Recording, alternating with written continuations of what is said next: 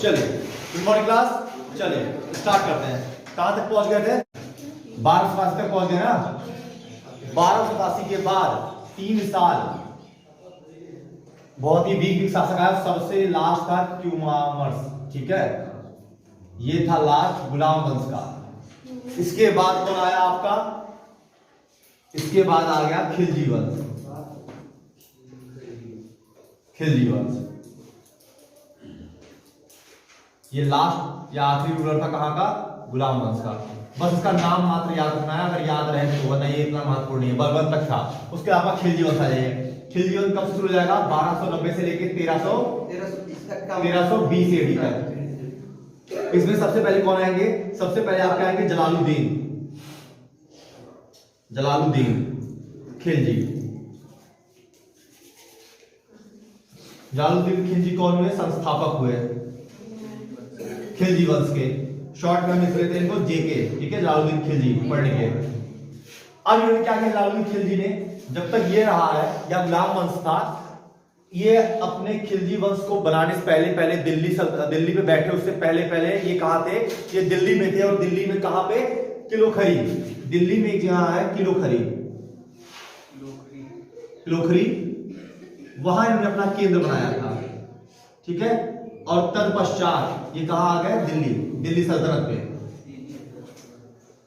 दिल्ली सल्तनत में कब आते हैं? ये 1290 में आते हैं। 1290 में आते ही इन्होंने क्या किया है? इनकी क्या कौन सी नीति है?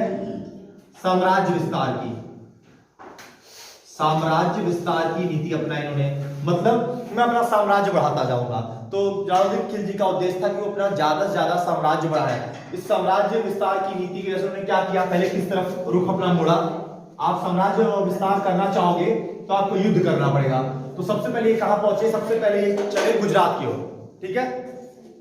अब आप समझिए, आप ये गुजरात जाना चाहते हैं, पर ये गुजरात भी पहुंचे उससे पहले कहां आया? ऊपर राजस्थान, ठीक है। एक रफ फिगर ऐसे बना दें कुछ राजस्थान का, ये हो गया राजस्थान।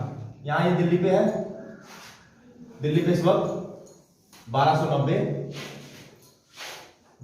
एडी। यहां पे आपके जलालुद्दीन खिलजी है, ठीक है, जेके शॉर्ट में। और इनको कहां बढ़ना है? इनको आगे यहां तक आना है, मेवाड़ तक। तत्पश्चात यहां पहुंच जाएंगे ये गुजरात। ये जीत लिया तो यहां मालवा का पठार है ना, मालवारी जमीन का कब्जा हो जाएगा। तो ये धीरे धीरे विस्तार करें। सबसे पहले इनको यहां क्या मिल जाएगा? रणथंभौर। तो पहले इनको ये जीतना है, रणथंभौर, राइट। रणथंभौर जीत लिया तो यहां ये पहुंच जाएंगे। यहां से आगे मेवाड़, गुजरात, मालवा हर तक पहुंच सकते हैं। दिल्ली में, तो दिल्ली में सर्वप्रथम ये कहां आएंगे? रणथंभौर। रणथंभौर से पहले एक किला पड़ता है, ये पहले वहां आएंगे, झाइन का किला कहते हैं। झाइन, झाइन किला है, झाइन का किला। तो अब क्या होता है? ये 1291 एडी में ये आते हैं और झाइन के किला पे 1291 एडी में ये झाइन का किला कब्जा कर लेते हैं। झाइन का किला कब्जा करने के बाद ये आगे बढ़ते हैं कहां? रणथंभौर की ओर। 1291 एडी में जलालुद्दीन खिलजी वर्सेस किसका होता है? यहां रणथंभौर पे कौन है? हमीर देव चौहान। हमीर देव चौहान है, चौहान वंश के रूलर है, ठीक है। हमीर देव चौहान होते हैं।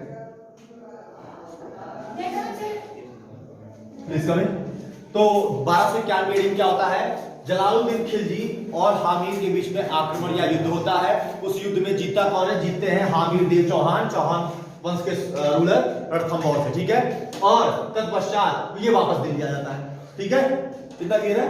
तत्पश्चात ये वापस दिल्ली आता है और तैयारी करता है, और 1292 में फिर आता है वापस, ठीक है। ये 1292 एडी में ये फिर वहीं आता है और फिर ये रणथंभौर में हार जाता है और फिर वापस आता है। 2 बार लगातार हारने के बाद जब ये 2 बार हार जाता है तो कोई इंसान हारता तो बेइज्जती होती है, लोग जानते हैं कि हार रहा है। और अगर आप दिल्ली में सल्तनत में हो, अपने आप को शासक कहते हो, उसके बाद ये आप रणथंभौर से हार जा रहे हो, तो इसकी बड़ी बेइज्जती हुई। बेइज्जती होने के कारण इसने क्या किया? इसने एक बहाना बनाया कि रणथंभौर जैसे इलाके को हम परवाह ही नहीं, हमें चाहिए ही। इसने वही अपनाया कि जब नहीं मिले तो अंगूर खट्टे हैं, ठीक है, जिसको रणथंभौर 2 बार नहीं जीत पाया, तब इसने कहा रणथंभौर मेरे किसी सैनिक के बाल के बराबर नहीं है, रणथंभौर के लिए टेंशन क्यों लूं। ठीक है, पर सच यही है इसको रणथंभौर चाहिए था, ये आया, 2 बार प्रयास किया, दोनों बार विफल रहा, एक बार 1291 में और एक बार 1292 में, 2 बार आक्रमण करता है, दोनों बार हमीरदेव चौहान ही से मिलते हैं, दोनों बार रणथंभौर पे हार जाता है, तत्पश्चात इधर भी मुड़ता है, दिल्ली जाता है वापस। क्लियर है इतनी बात। अब ये हारता क्यों है? हमीरदेव चौहान है वो शासक बहुत ही कौशलपूर्ण है, पहली बात। दूसरी बात, ज्योग्राफिकल एरिया, जो भौगोलिक एरिया रणथंभौर को मददगार होता है, वो एक बड़ा फायदा होता है। जैसे कि आपका 2 पहाड़ों के बीच में ये रणथंभौर इस प्रकार है, ठीक है, तो रणथंभौर का किला अगर मैं बनाऊं रफली, तो इस प्रकार यहां रणथंभौर का किला है। ठीक, अब इस किले को पहुंचने के लिए इसको एक तो यहां से उठ के आना पड़ेगा, तो यहां से भी आक्रमण हो सकता है, ठीक है, एक ये चढ़ के आना पड़ेगा, यहां से भी आक्रमण हो रहा है, इस वजह से इस किले तक पहुंचना भी मुश्किल था और यहां जीतना भी मुश्किल था। ठीक है, उससे सबसे अच्छी और बड़ी बात, उससे ज्यादा ये बात थी महत्वपूर्ण कि जो यहाँ के शासक थे हमीरदेव चौहान, वो खुद ही बहुत ही योग्य शासक थे। क्लियर। क्या हुआ इसके बाद, इनके शासनकाल में ये 2 बार आक्रमण किए, हार गए, इनके शासनकाल में मंगोलों ने आक्रमण कर दिया। ठीक है, अब मंगोल का शासक कौन है इस वक्त? चंगेज खान नहीं, वो तो बहुत पहले था, राइट। इस समय जब दिल्ली पर कौन है, हमारे जलालुद्दीन खिलजी हैं, तब मंगोल का शासक अब्दुल खान आता है। हाँ, इस वक्त तक चंगेज खान जा चुके हैं, अब्दुल खान शासक हुए हैं मंगोल के, और वो आता है कहां, वो आता है दिल्ली पर, आक्रमण करता है, पर ये अब्दुल खान क्या हो जाता है, हार जाता है, और यहां जलालुद्दीन खिलजी यहां जीतते हैं। ठीक है, अब्दुल खान हार जाता है, अब्दुल खान हार जाता है, तो हारने के बाद ये लोग वापस जा रहे हैं, लेकिन हर कोई वापस नहीं जाता है।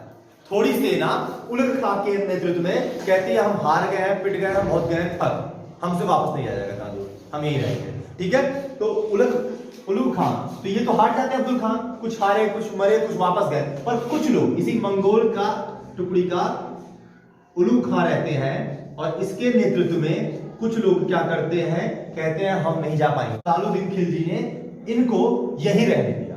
ठीक है, अब्दुल खान के नेतृत्व में ये लोग आए थे, आक्रमण किए थे और हार गए। उसके हारने के बाद उनके सेना का एक और सेनापति या सैनिक रहा होगा उलग खां, उसके नेतृत्व में कुछ लोगों ने यह आग्रह किया जलालुद्दीन खिलजी से कि हमें यही रहने दीजिए, हमसे वापस नहीं जाया जाएगा। क्लियर है। और तब ये मंगोल, उलग खां के नेतृत्व में कुछ मंगोल यही दिल्ली में ही बस गए। ठीक है, दिल्ली में बस गए, और दिल्ली में जिस जगह बसे उस जगह का नाम क्या है, मंगोलपुरी। ठीक है, जिस जगह में बसे उस जगह का नाम मंगोलपुरी। क्लियर है बात। अब ये कहानी क्लियर ना। तो जलालुद्दीन खिलजी के समय पे ही मंगोल का आक्रमण हुआ, नेता थे उनके अब्दुल खान, उस समय के शासक मंगोलों के, एवं हारने के बाद उन्हीं की टीम का उलग खां कहता है कि हमसे वापस नहीं जाया जाएगा और हमें ही रहने दिया जाए। जलालुद्दीन खिलजी के समय पे ये लोग दिल्ली बसते, दिल्ली में कौन सी जगह पूछा तो मंगोलपुरी, वही मंगोल के लोग बसे वहां, उसका नाम पड़ गया मंगोलपुरी। अब देखिए क्या होता है, जलालुद्दीन खिलजी ने मंगोलों को हरा दिया, उलग खां के नेतृत्व में इन्होंने क्या किया, मंगोल को मंगोलपुरी में बसा दिया कुछ मंगोलों को। ठीक है, तत्पश्चात जलालुद्दीन खिलजी के समय में एक समस्या और उभरी, वो लुटेरों की थी।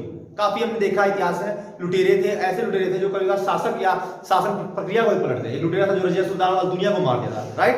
तो अगर वो लोग जिंदा होते तो पता नहीं इतिहास किस रूप में होता। तो इसने क्या किया, सोचा इस लुटेरों की समस्या कैसे सॉल्व की जाए, इसीलिए जलालुद्दीन खिलजी ने एक पार्टी रखी। ठीक है, जिसमें सभी सम्मानित लुटेरों को इसने आमंत्रित किया, जितने भी लुटेरे थे छोटे से बड़े, इसने सबको बुला लिया।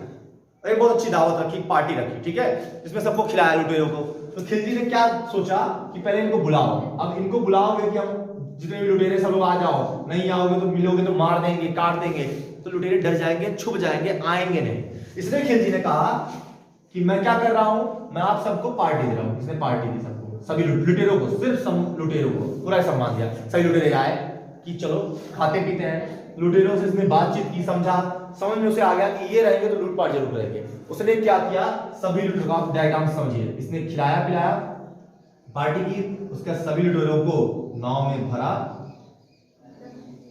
ठीक है, और दिल्ली के पार कर दिया, छोड़ दिया। ठीक है, जैसे हम लोग क्या करते हैं, अपने खेत से निकाल गाय उस तरफ कर देते हैं, वही काम इसने किया। ठीक है, इसलिए लुटेरों को बुलाया, खिलाया पिलाया, नाव में बैठाया और दिल्ली के सरहद पार आगे भिजवा दिया। ठीक है, क्लियर है बात। तो ये इसकी आखिरी कहानी थी कि अगर पूछता है कि किसने लुटेरों को बाहर भिजवाया, किसने नाव से करवाया, तो यही एक शासक था जिसने लुटेरों को बुलवाया, लुटेरों को पार्टी दी, ठीक है, जितने भी लुटेरे थे खिलजी ने सभी लुटेरों को बुलवाया, पार्टी दी, खिलाया पिलाया और नाव में बैठा के दिल्ली सरहद पार करवा दिया। क्लियर बात। तत्पश्चात आपका आ जाता है 1296। 1296 ईडी में कौन आ जाएगा आपका, खिलजी में ही दूसरा आ जाएगा अलाउद्दीन खिलजी। अलाउद्दीन खिलजी।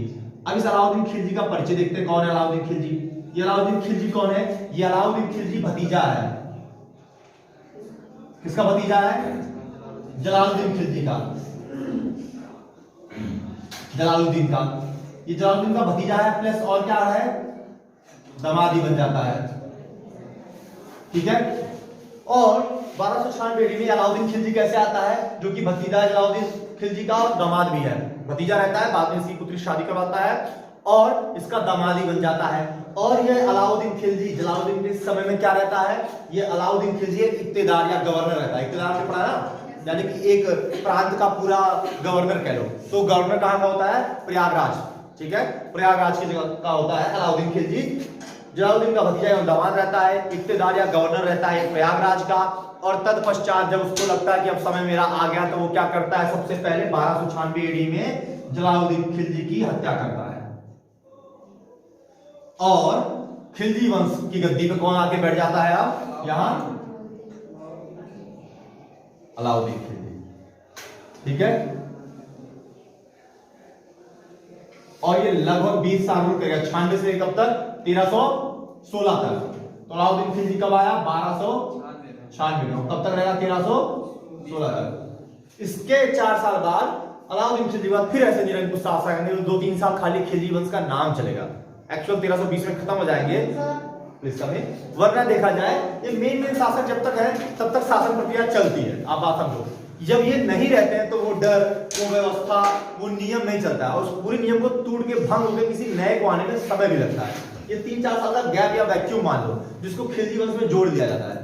वरना देखा जाए तो कब 1290 में खिलजी वंश नहीं आया, 2-4 साल पहले ही 87 जैसे ही बलबन खत्म हुआ 87 में, उस 3 साल में कुछ नहीं था, क्योंकि कोई योग था ही नहीं जो आए। और जब योग नहीं है तो कहीं कोई प्रांत बगावत कर दिया, नहीं देने इक्का नाम इतना नहीं देंगे, इतना माने भाई अपना शेयर टैक्स नहीं देंगे, कोई आर्मी देगा, कोई आक्रमण किया, तो उसके बाद बहुत डिस्टर्ब रहता था और फिर कोई शासन में नहीं आता था।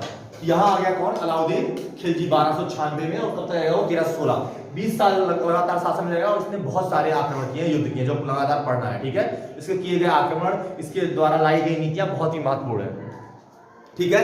हम लोग आई कार्ड यूज करते हैं ना, आई कार्ड इसी द्वारा लाया गया था। अगर देखा जाए कैसे, इसने अपने घोड़ों पे मोहर लगवाई थी, ठीक है। इसने अपने आर्मी को सुधारा था, इसने बाजार में प्राइस को, जो हमारे व्यवस्था पढ़ते हैं कि प्राइस कंट्रोल करते हैं, इसने मुद्राओं, कीमतों को नियंत्रित करने के लिए काम किया था, कीमतें फिक्स करवाई थी।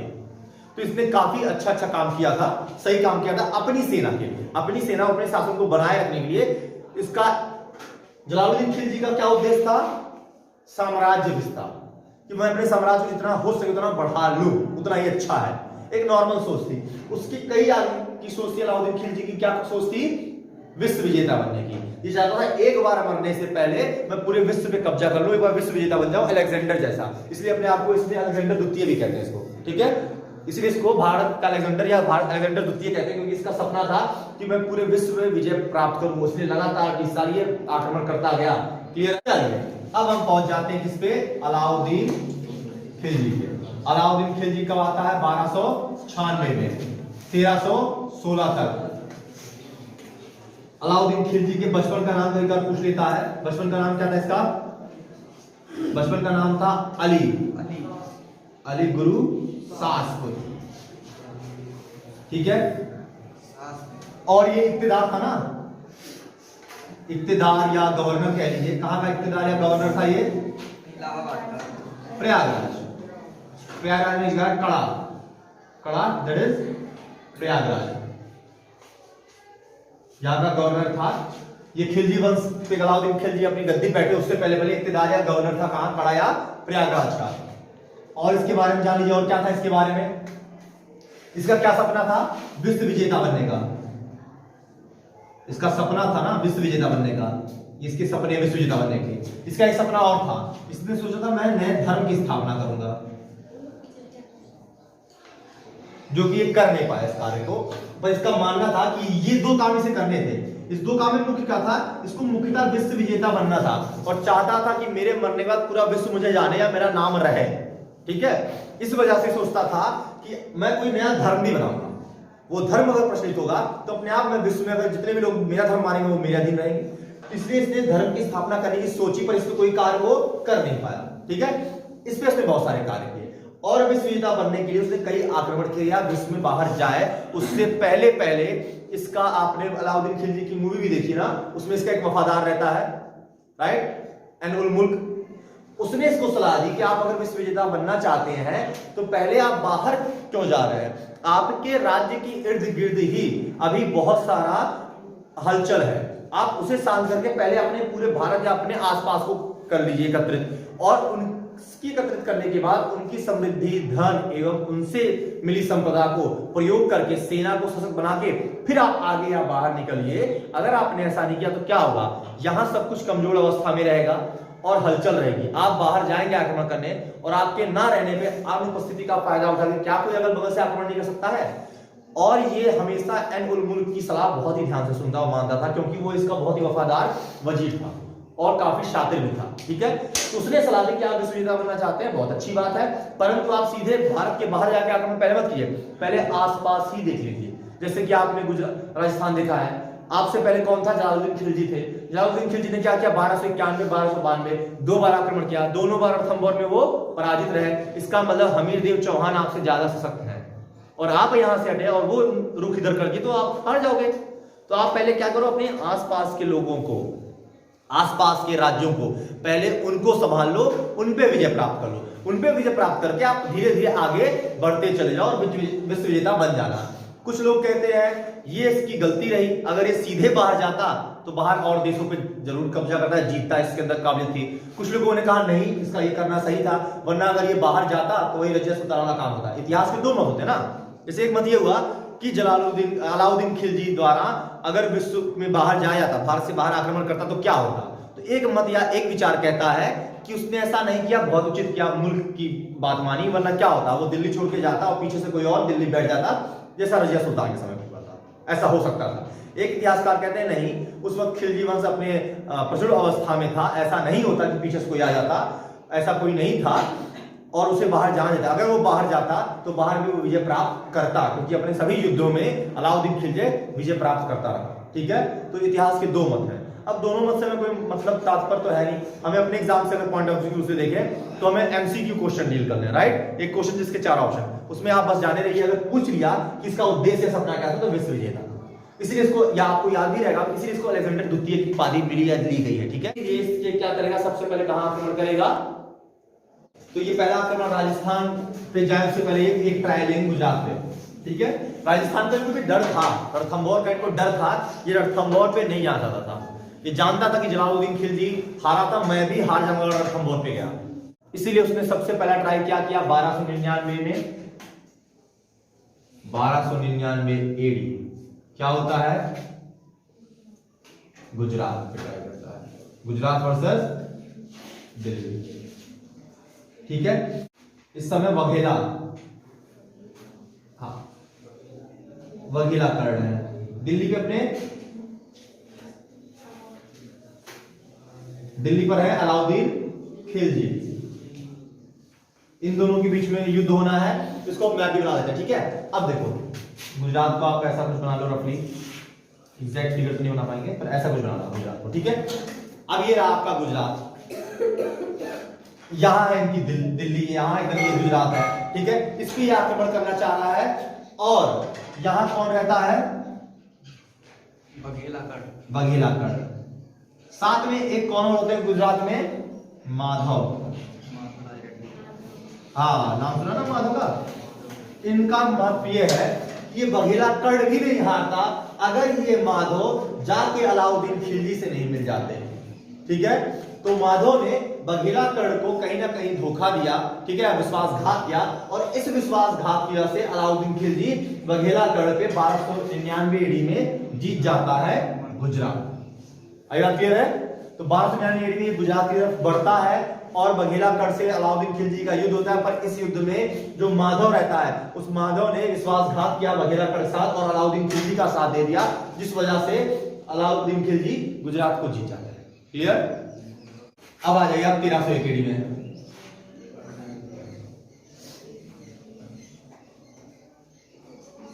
1301 ईडी में होता क्या है? होता इस बार रणथंभौर वर्सेस दिल्ली। आप ऐसे लिखते रहिए, आपको याद रहेगा। इस समय 1301 में दिल्ली कौन है? इस समय भी कौन है? अलाउद्दीन खिलजी। रणथंभौर पे कौन है? हमीर देव चौहान, राइट। अलाउद्दीन खिलजी 1301 में रणथंभौर पे क्यों युद्ध करता है, क्यों आक्रमण करता है? इसके कई वजह है, वो वजह समझिए। महत्वपूर्ण वजह जो थी चौथी, वो ज्यादा जरूरी थी या वो जरूरी नहीं थी? एक्चुअली जो चौथी वजह है जो मैं बताऊंगा, वो सिर्फ एक प्लॉट या बहाना बन गया, ठीक है। वरना अलाउद्दीन खिलजी के मन में ये क्लियर है कि उसे विश्व विजेता बनना है, जिसके लिए उसके सलाहकार मुल्क ने क्या कहा है? पहले आप आसपास के राज्यों को अपने हाथ में ले लीजिए, जिस वजह से उसे एक के बाद एक करके पश्चिम कोने तक आना, राजस्थान गुजरात के कोने तक, और उसे बंगाल तक अपने राज्य को स्थापित या शांत कर लेना, एक अवस्था में अपने हाथ के अंदर आ जाना, उसके अंदर से आगे बढ़ना है।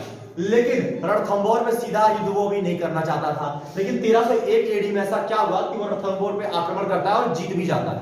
तो क्या होता है? नंबर 1, उससे कहीं ना कहीं अपने चाचा जलालुद्दीन का बदला लेना है, राइट। एक रीजन ये है कि जलालुद्दीन खिलजी को उन्होंने हराया था ना हमीर देव चौहान ने, तो मुझे जलालुद्दीन खिलजी का मैं बदला लूंगा अपने चाचा का, एक वजह। अगर ऐसी वजह थी तो जलालुद्दीन खिलजी को आपने खुद मारा था, पहले बदला खुद से ले लो, है ना। ये सब कहने की वजह थी, कहने दिखाने की वजह थी। उसका मेन उद्देश्य था कि उसे विश्व विजय करना है, और उसके लिए अगर आपको कहीं पहुंचना है तो पहले घर से निकलना पड़ेगा ना, तो उसे पहले अपने आसपास के राज्यों को शांत करना था। क्लियर? तो ये सब वजह बनी, पर ये सब एक्चुअल वजह है नहीं, बनाई गई, ठीक है। दूसरा क्या हुआ?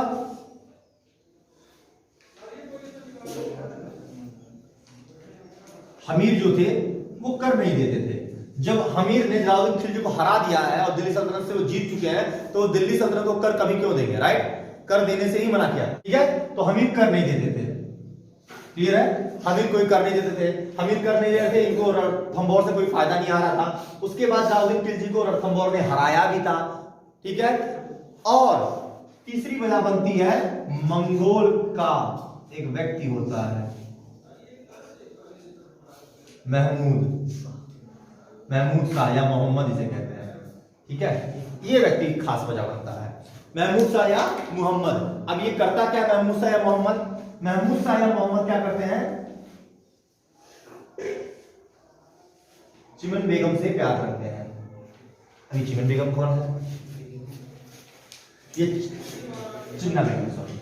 अब ये जो मंगोल के महमूद शाह होते हैं, इनको चिमना बेगम से प्यार होता है, चिमना बेगम से शादी करनी थी। चिमना बेगम को भी महमूद शाह से शादी करनी होती है, और इस बात से आपत्ति होती है अलाउद्दीन खिलजी को, क्योंकि अलाउद्दीन खिलजी की ये पत्नी होती है। क्लियर है? हाँ, हो गया। अब फिर सुनो, वेरी। तो ये महमूद शाह ऐसा होता क्या है, ये रहता है कोर्ट। महमूद शाह बहुत ही खास व्यक्ति बन जाते हैं। मंगोल के लोग कब बसे थे? जलालुद्दीन खिलजी के समय में बस गए थे मंगोलपुरी में, जब आक्रमण हुआ था, तो बस उसी में से बसते बसते कुछ लोग वफादार होते कोर्ट तक पहुंच गए। ये महमूद शाह भी जब अलाउद्दीन खिलजी के दरबार में बैठा करता था, आया जाया करता महल में, पता नहीं कब कैसे क्या परिचय हो गया ऐसे के साथ, चिमना बेगम के साथ। ये चिमना बेगम कौन थी? ये चिमना बेगम पत्नी थी अलाउद्दीन खिलजी की। इन दोनों ने षड्यंत्र किया कि अलाउद्दीन खिलजी को मार दिया जाए और शादी कर ली जाए। इस बात का पता चलता है अलाउद्दीन खिलजी को। जब ये बात पता चलती है अलाउद्दीन खिलजी को, तो अलाउद्दीन खिलजी से छोड़ेगा नहीं, ठीक है। और ये महमूद शाह भाग के कहां पहुंचता है? रणथंभौर। और ये वजह बन जाती है अलाउद्दीन खिलजी की रणथंभौर पे आक्रमण। पर इन्होंने महमूद शाह को संरक्षण दिया, ठीक है। और तत्पश्चात क्या हुआ? 1301 ईडी में ये इतना प्लेटफॉर्म या ये प्लॉट बना किस युद्ध के लिए? रणथंभौर वर्सेस दिल्ली के लिए। देखिए ये तो इसकी हो गई वजह। अब इस युद्ध में होता क्या है,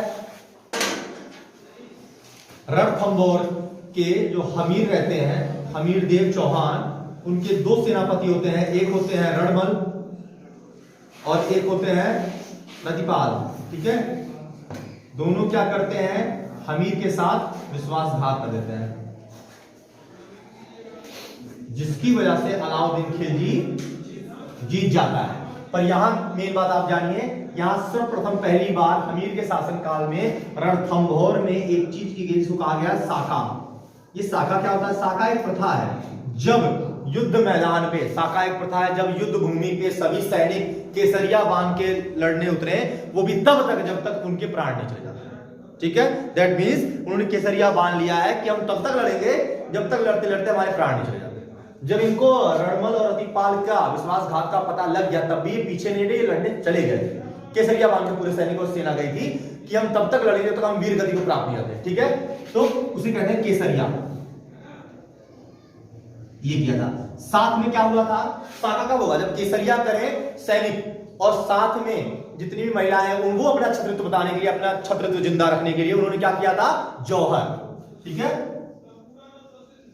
ये पूछता है तो सर्वप्रथम किसने किया? साका।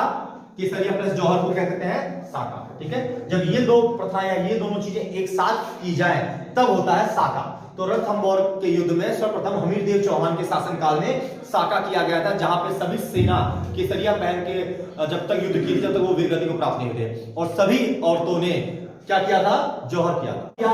अब जैसे केसरिया किसके नेतृत्व में किया गया था? हमीरदेव चौहान राजा थे ना, सेना के सेनापति या राजा वही थे, वो आगे केसरिया पहन के उतरे तो पूरी सेना के साथ उमंग में गई। उसी प्रकार से जौहर करने के लिए कौन जाएगा आगे? रानी।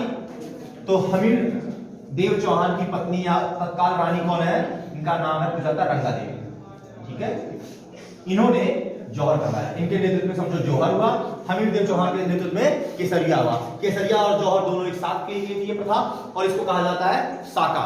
रणथंभौर युद्ध में हुआ था हमीरदेव चौहान समय में। अब हम लोग कल स्टार्ट करेंगे 1303 एडी चित्तौड़ दुर्ग से रतन सिंह। ठीक है, रावल रतन सिंह, क्लियर ना? चलिए यहां से स्टार्ट करेंगे। Thank you so much.